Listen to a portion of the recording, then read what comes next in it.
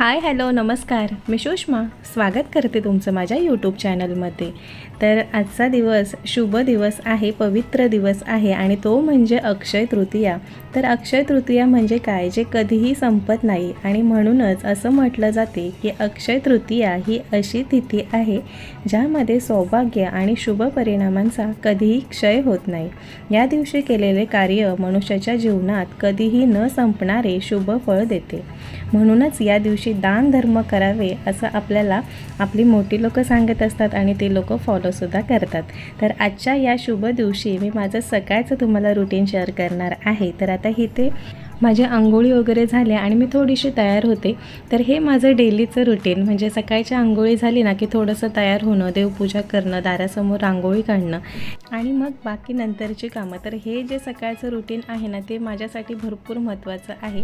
हे सकाळचं माझं अर्धा ते पाऊण तासाचं रुटीन असेल, पण याच्यामुळे मला पूर्ण दिवसभराची ऊर्जा मिळते, एक एनर्जी येते आणि पूर्ण दिवस माझा चांगला जातो। म्हणजे कितीही जरी काम असेल ना तरी काही असं वाटत नाही, थकावा येत नाही, काहीच मला जाणवत नाही।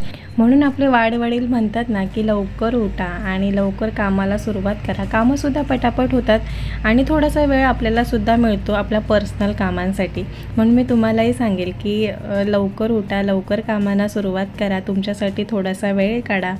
आणि आता इथे ना आज मी शेगडीची पूजा करून घेते। तर पूजा सांगू का, सकाळी नाश्ता रुद्राला मी टिफिन बनवून दिला आणि नाश्ता म्हणजे तोच जो रुद्राला टिफिनला बनवला तो। तर रुद्राचे पप्पा आणि रुद्रा ते दोघंजण घेऊनसुद्धा गेलेत, खाऊनसुद्धा गेलेत। त्याच्यानंतर माझी आंघोळी झाल्यानंतरचं हे रुटीन मी तुम्हाला शेअर करते। तर आता शेगडी वगैरे स्वच्छ धुवून घेतली आणि आज मी शेगडीची पूजा करते, त्याच्यासोबतच अन्नपूर्णा देवीची सुद्धा पूजा करते। आपल्याला जर ह्या गोष्टी नेहमी करता येत नसतील ना तर असा एक शुभ दिवस निवडायचा आणि त्या दिवशी या सगळ्या गोष्टी करायच्या।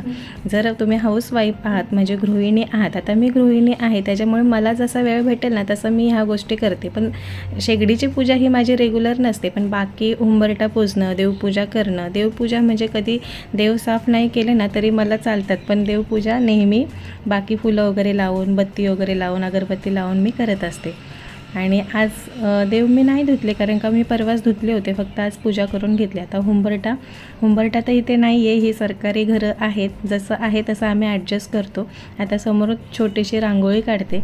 याच्यामुळं काय होतं माहिती आहे का, घरामध्ये एक पॉझिटिव्हिटी येते, छान वाटतं। कोणी घरामध्ये आपल्या नवीन व्यक्ती आली तरी त्यालासुद्धा छान वाटतं आणि आपल्यालासुद्धा एक मनाला समाधान।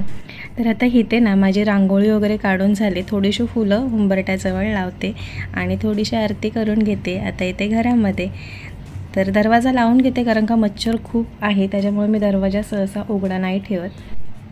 आणि आता आले किचनमध्ये, तर लोटा भरून ठेवलेला देवाचा, तर तो देवाजवळ नेऊन ठेवते, दूध गरम करते आणि आज काहीतरी प्रसादही झालेच पाहिजे कारण का हा असा पवित्र दिवस वर्षातून एकदा येतो, त्याच्यामुळं घरामध्ये गोडधोड हे व्हायलाच पाहिजे। देवाच्या निमित्ताने आपणच खाणार आहोत। तर आता इथे दूध गरम करून घेतलं आहे मी, मस्त उकळे आले दुधाला आणि आज माझी शेगडीसुद्धा एकदम मस्त दिसते है ना। तर आता कढई गरम करायला ठेवले, पटकन शिरा बनवून घेते। तर आज मी तुमच्यासोबत शिऱ्याची रेसिपी शेअर करणार आहे। मला ना शिरा आधी बनवता येत नव्हता, माझ्याकडून ना चिकट शिरा बनायचा, तर आता मी एकदम परफेक्ट शिरा बनवते। म्हणजे मी रुद्राला टिफिनला देत असते कधी कधी, तर तिला आवडतो, घरात सगळ्यांना आवडतो आणि मस्त होतो।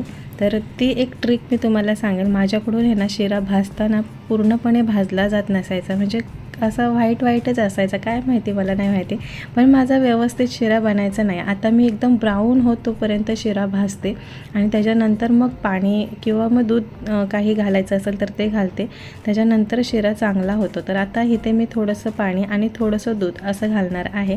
प्रसाद म्हटल्यानंतर थोडंसं दूध त्याच्यामध्ये यायला पाहिजे। आता थोडंसं दूध आणि थोडंसं पाणी घातलं आणि रवा ना मस्त भाजून घेतला, ब्राऊन होतोपर्यंत भाजून घेतला। आता इथेही मी पिठी साखर बनवलेली तर ती घालते आणि एकदम किंचित मीठ घालायचं। गोडधोडाच्या पदार्थामध्ये थोडंसं मीठ घालायचं, त्याच्याने टेस्ट छान येते। तर आता इथे तुम्ही पाहू शकता शिरा माझा बनत आला आहे आणि अर्धं केळ घालते। प्रसादाचा शिरा म्हटला ना की तुम्ही पाहिलंच असेल की केळसुद्धा घालतात, तुळशीचं पानसुद्धा घालतात, पण आता इथे तुळसच नाही आहे त्याच्यामुळे मी काही घातलेलं नाही आहे। अर्धं केळ घालून हा शिरा बनवला आहे आणि वरून परत मी तूप घातले। तर शिरा मस्त खळखळीत व्हावा असं वाटत असेल ना, तर रवा चांगला भाजून घ्यायचा आणि थोडंसं जास्तीचं तूप घालायचं, त्याच्याने शिरा छान होतो. आता इथे शिरा बनवून झाला आहे. मी गॅसची फ्लेम बंदच केले आणि आमच्या घराच्या पाठच्या साईडला केळीची पानं आहे, तर ती थोडीशी तोडून आणते. आज केळीच्या पानावरती प्रसाद मी सगळ्यांना देणार आहे.